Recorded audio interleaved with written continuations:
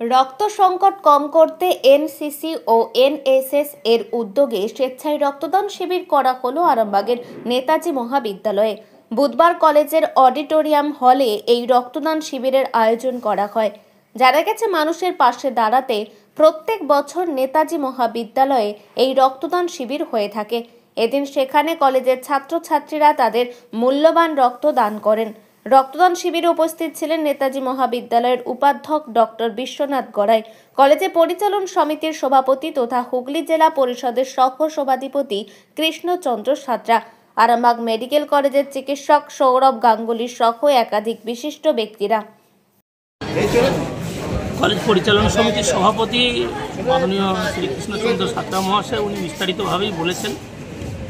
আজকে এই রক্তদান শিবির আমরা প্রত্যেক বছরে নেই, এবছরও আমাদের এনসিসি এবং এনএসএস ইউনিটগুলো তারা একত্রে মিলিতভাবে করছে। সেই জন্য আমি ওদেরকে বিশেষভাবে ধন্যবাদ জানাবো।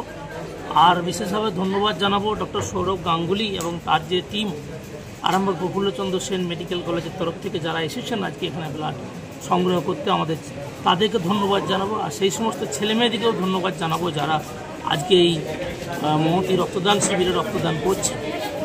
ওই নেতাজি সুভাষচন্দ্র বসুর কথা, তোমরা আমাকে রক্ত দাও, আমি তোমাদের স্বাধীনতা দেবো, সেই মোটোকে সামনে রেখেই আমাদের ছেলেমেয়েরা, আমাদের এনএসএস এনসিসি ইউনিট, সামগ্রিকভাবে কলেজের আইসিএসি, আমাদের শিক্ষক সমিতি, সামগ্রিকভাবে আমরা সকলেই এই ধরনের প্রোগ্রামগুলো করে থাকি। আপনারা যারা প্রেস মিডিয়ার তরফ থেকে এসেছেন আপনাদেরকেও বিশেষভাবে ধন্যবাদ জানাই। সকলে ভালো থাকবেন। স্যার, একটু আপনার নাম ও পরিচয়। Doctor Biswanath Garai, vice principal, Netaji. Thank you sir. তার মধ্যে অবশ্যই অন্যতম আমাদের অস্বাস্থ্য, সেই জায়গায় প্রবাদ প্রবচনটি তাৎপর্য নতুন করে বলার নয়। সামনে পাশে পিছনে আমরা সবাই আছি, কলেজের অন্তর্জন, শিক্ষক শিক্ষিকা, শিক্ষাকর্মী বন্ধুগণ এবং স্নেহের ছাত্রছাত্রীরা। তো আজকে তো কথা বলার দিন নয়, আজকে কাজের দিন। এবং প্রতি বছর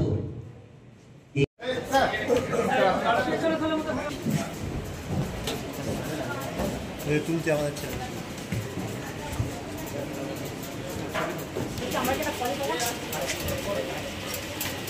আমি তো বলে নিতে অনেক তো লাগবে নাকি ভাইয়া।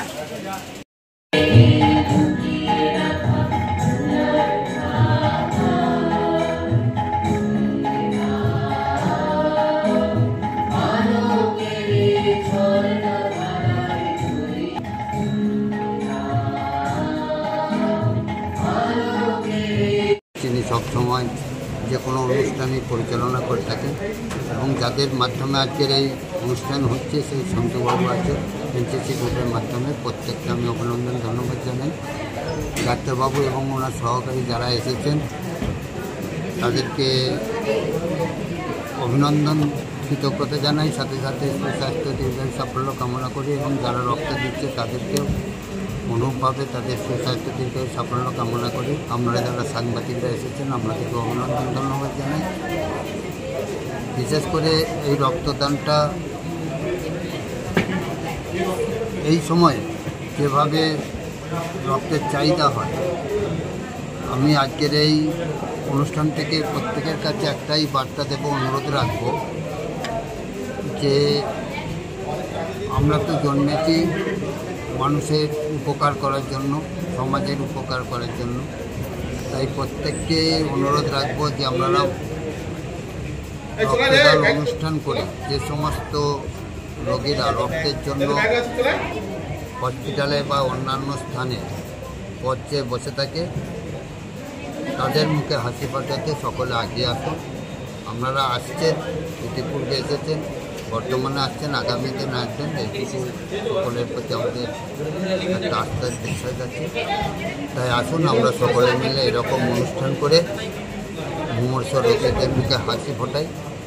আজকের দিনে সেই শপথ নেওয়ার জন্য সকলের কাছে অনুরোধ থেকে আমার বক্তব্য। নমস্কার, আমি বিমান ঘোষ, পুরসুরা বিধানসভার বিধায়ক। আগামী 30শে মার্চ পুরসুরা বিধানসভার অন্তর্গত সোদপুর মসিনান মাঠে পুরসুরা সনাতনী গীতা পাঠ সমিতির পক্ষ থেকে যে সহস্র কণ্ঠে গীতা পাঠের অনুষ্ঠান আয়োজিত হচ্ছে, ওই গীতা পাঠের অনুষ্ঠানে আমি উপস্থিত থাকছি। সকল সনাতনী ধর্মের মানুষকে আমি আহ্বান জানাচ্ছি, আমার সঙ্গে সঙ্গে আপনারাও উপস্থিত হন। উপস্থিত হয়ে সকাল 7:30টার সময় এই কর্মসূচিতে উপস্থিত হয়ে এই কর্মসূচিটিকে সাফল্যমণ্ডিত করে তুলুন। আমি থাকছি, আপনারাও আসুন। সকল সনাতন ধর্মী মানুষের কাছে এটা আমার আহ্বান। ধন্যবাদ।